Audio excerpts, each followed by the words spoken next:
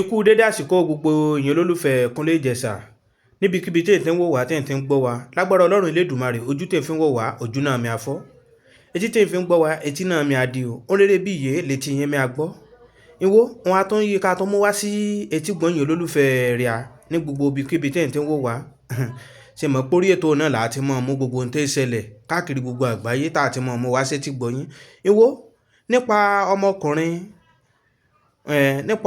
akọrin nì tí orúkọ rẹ̀ jẹ́ Asake ọ̀nà mọ̀lámọ̀ yìí ká mọ̀ tó mú wá sétí gbọ̀nyìn o fọ́nrán kan lọ níwájúwájú bẹ́ẹ̀ nípa bàbá Asake ṣé mọ̀ yìí bàbá Asake wà lórí àìsàn tẹ tọrọ owó tó yí káwọn ọmọ Nàìjíríà kan ẹ̀pùn ìwọ ọ̀rọ̀ ọmọ mọ̀lágbára o ẹ̀yẹ ẹni bá fẹ́ di ọ̀rọ̀ ẹni tẹ́ bá wádìí ọ̀rọ̀ lè fẹ́ di rẹ̀ gbọ́ ìwáyà gbọ́ fọ́nrán tá a mú wá sétí gbọ̀nyìn kódà Asake gangan fúnra rẹ̀ ó mọ̀mọ́ ti sọ̀rọ̀ nínú fọ́nrán àmúwá ẹ̀ ṣùgbọ́n ìmọ̀jẹ̀mẹ̀gbà yín lákòókò wọ́n ní ẹnu ọlọ́fà bí iye láti gbọ́ mọ́tá ìwáyà gbọ́ fọ́nrán àmúwá sí etí gbọ̀nyìn wo akí gbogbo yín tẹ̀ subscribe fún wa tẹ̀ ń bá wa like rẹ̀ tẹ̀ ń share fọ́nrán wa lágbára Ọlọ́run Elédùmarè ohun yìí náà bá dáwọ́ yín lé ohun rere bí iye là já sí fáfà níyìn tètè subscribe kọ́ a ó ní kíní kan bí aago bẹ́ẹ̀ tẹ́yìn lẹ́yìn bò ó pè ní notification bẹ́ẹ̀ ìmọ̀ tẹ kíní aago nǹkan hàn notification bẹ́ẹ̀ yín sílẹ̀ ó mọ̀ láta ló lo bólóòrèkóòrè tá a bá tó ti mú fọ́nrán wá fún yín olólùfẹ́ rẹ̀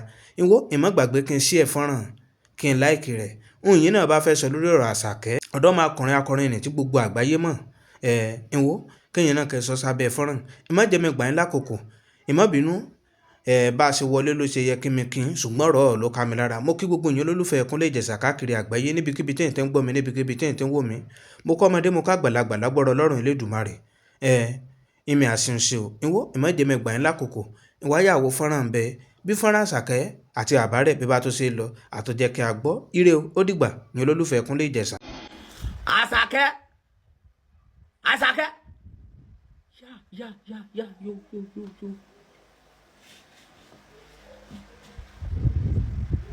Ta ló ń tàn ẹ́ Mr. Man? Ṣé program tí mo gbọ́ yìí ṣé lóòótọ́ ni àbí irọ́? Is that true? Ṣé lóòótọ́ ni? Ẹ̀yin ọmọ Nàìjíríà ayé yín ti rùn. Wọ́n wo ọ̀pọ̀lọpọ̀ comment táwọn èèyàn comment. That is how we dey talk to all those baba to take care of their son, to take care of their daughter. Asake. This is Ọba Solomon Ọba Àgbáyé worldwide. I love you so much. Farabalẹ̀ kó gbọ́ mi. Hear me very well carefully. I give you 3 days to go back to that your father and go and take care of him. Whether you like it or not. Because àwọn tó ń comment òfò yẹn wọ́n tàn ẹ́ ni o. Wọ́n fẹ́ bá yẹ jẹ́ ni o. Ha! Bí àtọ̀ bàbá ẹ ò bá dá ò ní sóríire. Ta ló sọ fún ẹ pé bàbá ẹ ò sórí fún ẹ? Tó bá wọn kí bàbá ẹ pa ẹ lọ́mọ. You need to take care of your father. Man, who tell you that? Gbogbo àwọn olóburúkú tó ń comment òfò orí burúkú yẹn. Ìdí kẹta sọ fún ọ nìyẹn kó máa tọ́jú ọmọ ní kékeré kó máa ṣe gbá kó máa ṣàwó now. Àwọn tẹ máa ń ṣoore fún níta yẹn Asake àwọn tó máa ń ṣoore fún níta yẹn oore wo náà ṣe fún ẹ. padà kó lọ bẹ̀ bàbá ẹ kó dọ̀bálẹ̀ tó bá yẹ pé bàbá ẹ ní lóòótọ́ o àwọn kan tàn ẹ́ ni o tó bá yẹ pé bàbá ẹ ní lóòótọ́ lọ dọ̀bálẹ̀ kó sọ pé kó tọrọ ìdájì ẹ̀ṣẹ̀ má jẹ́ kí Nàìjíríà dáwọ́ fún bàbá ẹ o. Ègún ayérayé ló ṣeṣe kó má mọ̀ Ọba àgbáyé ló sọ̀rọ̀ Mr. Man go back to your father and go and take care of your father no matter what your father do I don't want to know you mi ò fẹ́ gbọ́ ọkọ tí bàbá ẹ ṣe mi ò fẹ́ mọ̀. Àwọn ọmọdé wọn máa ti para wọn kẹ ta ló ń kọ́ yín ta ló ń bá yín who dey give you advice má ṣe má try ẹ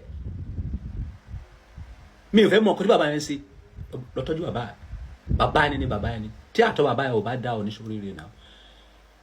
Ó ṣeéṣe kó jẹ́ kí bàbá ẹ má tọ́jú ẹni kékeré tí bàbá ẹ bá tọ́jú ọ ṣeéṣe kó má débi tó dé yìí náà àtòrí ìkànsì kan lọ́lọ́run Mr. Man go and take care of your father whether you like it or not that is my advice for you. Tó bá tẹ̀lé wà rántí mi lọ́la tó bá tún tẹ̀lé wà tó rántí mi lọ́la tó bá jẹ́ kí Nàìjíríà dáwọ́ fún bàbá ó léwu fún gbèsè ayé púpọ̀ olùpẹ̀pẹ̀ àjà kíá ayé púpẹ̀ go and take care of your father that is the key whether you like it or not I'm not begging you go and do that whether you like it or not. G ayé ò ní bá ògùn ẹ̀jẹ̀ lójijì. Asake, just take a look at your father. Why will you abandon your father up to the extent say go come online? They beg people for money. They tell people say he no dey fine, make they contribute money, take help am. When be say his son na superstar. You dey Paris, they spend money anyhow. You dey put on different designers, take girls on trip, yet see the condition of your father.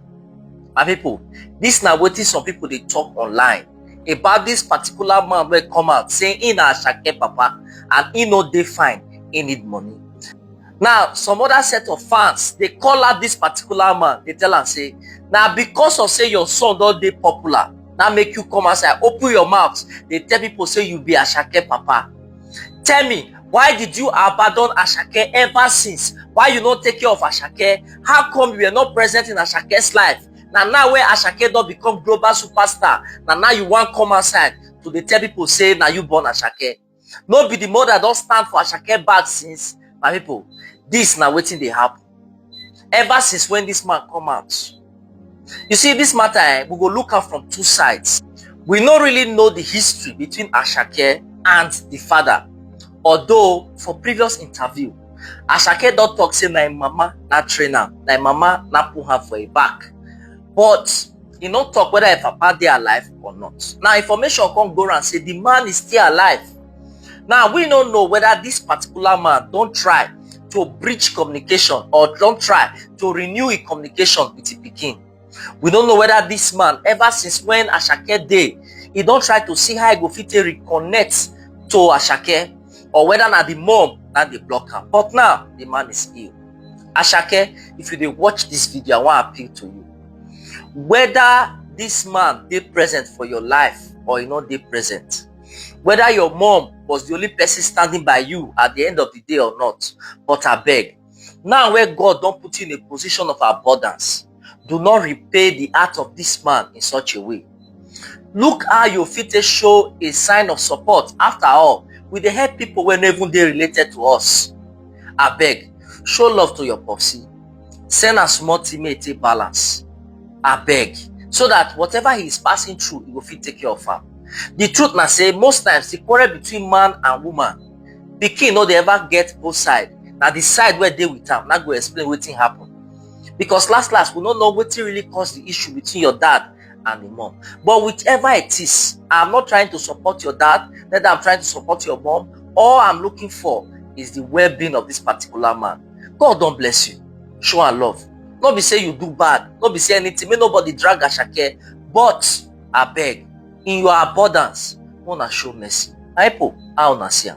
Àwọn náà sọ̀rọ̀ kọ́ dárúkọ ara wọn kọ́ dẹ̀ ti jẹ́ kó ti yé gbogbo ọmọ Nàìjíríà pé àwọn gbọ́ngàn làwọn bí Àṣàkẹ́ ó yá ẹ̀ mọ́ bí èmi mo bí Àṣàkẹ́ tó ń kọrin èmi mo bí Ahmed Àṣàkẹ́ tó ń kọrin Babátúndé Ọlọ́ládé Àyìndé Ọdúnṣì Mr Money èmi mo bí ìfẹ́tẹ̀ ọmọ Nàìjíríà náà mọ́ nígbà tí kìíní ṣe ní March 29, 2022 ni mo ti fojú kan gbẹ̀yìn báyìí ní orí ìdìsí.